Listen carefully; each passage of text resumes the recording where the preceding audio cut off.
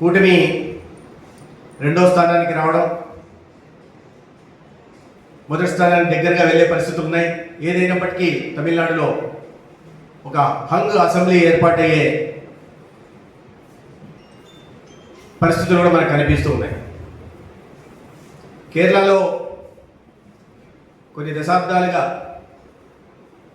ఒకవైపు కమ్యూనిస్టులతో, రెండో వైపు కాంగ్రెస్ వారితో, మూడో వైపు మత ఛాందసవాద శక్తులతో పోరాడుతూ ప్రతి ఎన్నికల శాతాన్ని పెంచుకుంటూ వస్తున్న బీజేపీ ఈ ఎన్నికల్లో దాదాపు 3 నుంచి 5 అసెంబ్లీ స్థానాల్ని సొంతంగా గెలుచుకునే అవకాశాలు కనిపిస్తున్నాయి.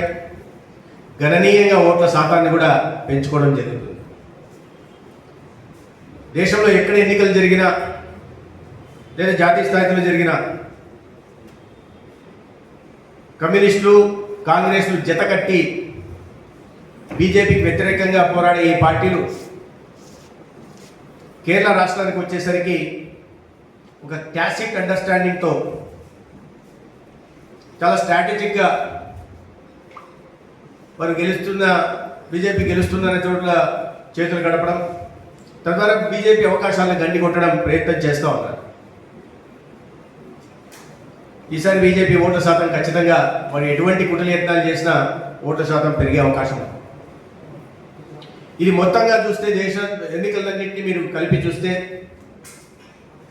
ఇవాళ జాతీయవాద శక్తుల పట్ల, భారతీయ జనతా పార్టీ సిద్ధాంతం పట్ల ప్రజలకున్న విశ్వాసం,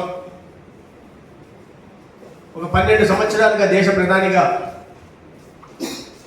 ఏ ప్రాంతం పట్ల ఎటువంటి వివక్ష చూపకుండా, ఏ వర్గానికి అన్యాయం చేయకుండా సబ్కా సాత్, సబ్కా వికాస్, సబ్కా విశ్వాస్, సబ్కా ప్రయాస్ అనే మంత్రంతో ఒక సంకీర్ణ ధర్మానికి, ఫెడరల్ కోఆపరేటివిజానికి కూడా పెద్దపీట వేస్తూ అభివృద్ధి ప్రాతిపదికనే రాజకీయాలు చేస్తూ వస్తున్న నరేంద్ర మోడీ గారి నాయకత్వం పట్ల కూడా ప్రజలకున్న అచంచలమైన విశ్వాసానికి ఇది ఒక తార్కాణంగా భావించాలి. 2/3 మెజార్టీతో దాదాపు 140 గాను 100 సీట్లలో బీజేపీ విజయదుందుబి సాధించి మూడోసారి అధికారంలోకి రాబోయే దిశగా వెళ్తూ ఉంది. దక్షిణాది రాష్ట్రాల్లో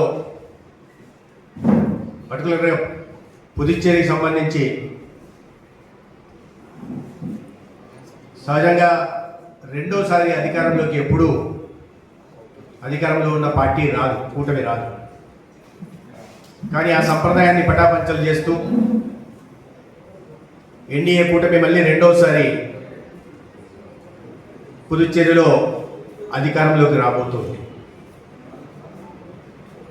ఈ కూటమి కార్యకర్తలకి, ఆ రాష్ట్ర ప్రజలకి, ప్రధానంగా భారతీయ జనతా పార్టీ కార్యకర్తలకు కూడా ఆంధ్రప్రదేశ్ బీజేపీ తరఫున ధన్యవాదాలు, అభినందనలు తెలియజేస్తారు. ఇక వెస్ట్ బెంగాల్ విషయానికి వస్తే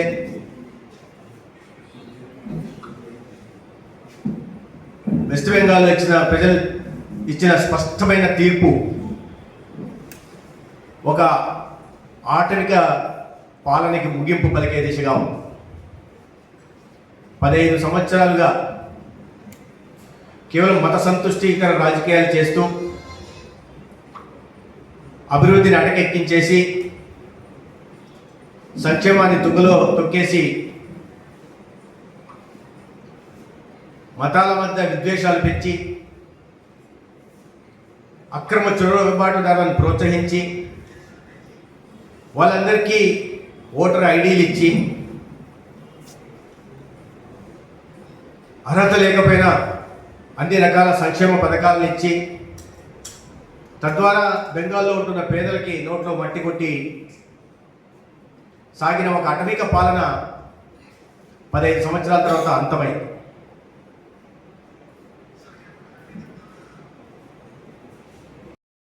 ఆంధ్రప్రదేశ్ వైద్య ఆరోగ్య శాఖ మంత్రులు శ్రీ సత్యకుమార్ యాదవ్ గారిని వేదిక మీదకి ఆహ్వానిస్తా ఉన్నాం పత్రికా సమావేశం తీసుకోవడం కోసం. వారితో పాటుగా జిల్లా బీజేపీ అధ్యక్షులు అడ్డూరి శ్రీరామ్ గారు, రాష్ట్ర కార్యాలయ ఇన్ఛార్జి శ్రీనివాసరాజు గారు, మైనార్టీ మోర్చా రాష్ట్ర అధ్యక్షులు భాషా గారు, అదేవిధంగా భారతీయ జనతా పార్టీ బీసీ మోర్చా అధ్యక్షులు మంగళ గోపి గారిని వేదిక మీద ఈ పత్రికా సమావేశంలో పాల్గొనాల్సిందిగా కోరుతా ఉన్నాను.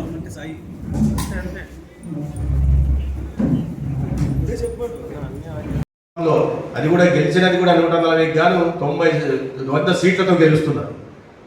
అనేక రాష్ట్రాల్లో అధికారంలోకి వస్తున్నాం. హర్యానాలో ఇటీవల 3వసారి అధికారంలో రావడం జరిగింది. ఢిల్లీలో అధికారంలోకి వచ్చాం. గోవా లాంటి రాష్ట్రాల్లో క్రిస్టియన్ మెజారిటీ ఉంటున్న రాష్ట్రాల్లో 3వసారి వరుసగా అధికారంలో రావడం జరిగింది. మధ్యప్రదేశ్లో వరుసగా అధికారంలో రావడం జరిగింది. గుజరాత్లోనైతే ఏకంగా 7 సార్లు వరుస పెట్టి ఎన్నికల్లో గెలిచి ఇవాళ రాబోయే 8వసారి జరుగుతున్న ఎన్నికల్లో కూడా ప్రజలు మళ్ళీ బీజేపీని ఆశీర్వదించడానికి నరేంద్ర మోడీ గారి నాయకత్వంలోనే అన్ని రాష్ట్రాలను కలుపుకొని ఈ దేశాన్ని విశ్వగురువుగా చేయడం కోసం ఒక వికసిత్ భారత్ నిర్మాణం చేసే దిశగా కూడా వెళ్ళడానికి అవకాశం ఉంది. వీటన్నిటికీ ప్రధాన కారణం ఏంటంటే ప్రజలు కోరుకున్న విధంగా పాలన కొనసాగుతూ ఉంది. వారి ప్రాంతాలు అభివృద్ధి చెందుతున్నాయి. ప్రజలకి మౌలిక సదుపాయాల కల్పన జరుగుతూ ఉంది.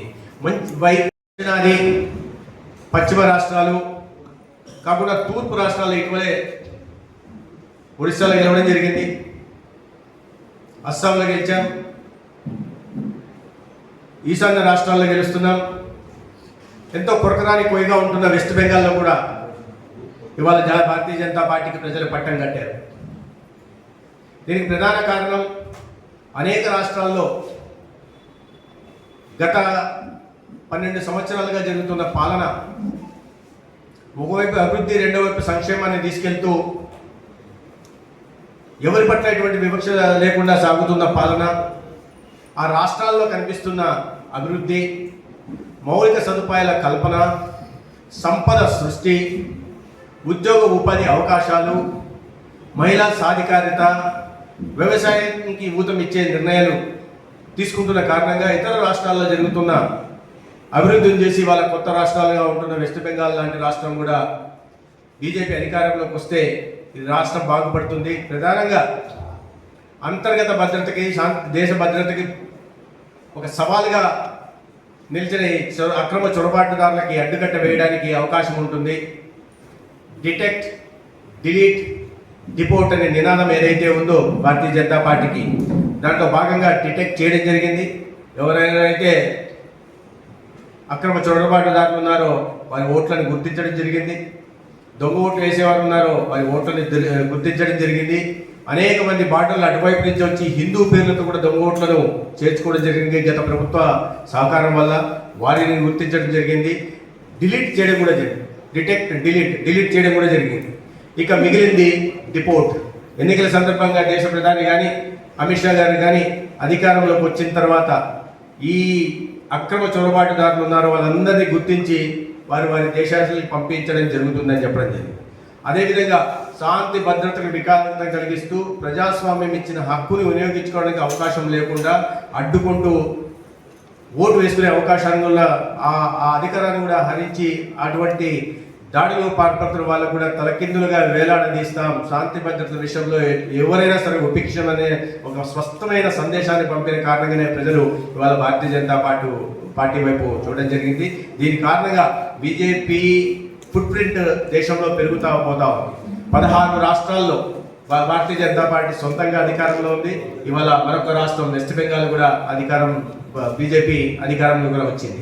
అదేవిధంగా 6 రాష్ట్రాలు, ఇతర 6 రాష్ట్రాలు ఎన్డీఏ రాష్ట్రాలు కలిపి మొత్తంగా 23 రాష్ట్రాల్లో ఇవాళ భారతీయ జనతా పార్టీ ఎన్డీఏ రాష్ట్రాలు పాలన కొనసాగుతూ ఉంది. దీనికి ప్రధాన కారణం ఒకటే, ప్రజలకు ఇచ్చిన ప్రతి హామీని నెరవేర్చడం, ప్రజల ఆశయాలకి ఆకాంక్షలకి అనుగుణంగా ప్రభుత్వ పాలన ఉండడం. దాని కారణంగానే అనేక రాష్ట్రాల్లో మళ్ళీ కూడా బీజేపీని కానీ ఎన్డీఏని కానీ ప్రజలు ఆశీర్వదిస్తూ ఉన్నారు. ఒకసారి గెలవడం కష్టం, రెండోసారి చాలా కష్టం, మూడోసారి పార్టీ ఎన్నికలు గెలవాలంటే. కానీ వాటిని అన్నింటినీ పటాపంచలు చేస్తూ ఇవాళ భారతీయ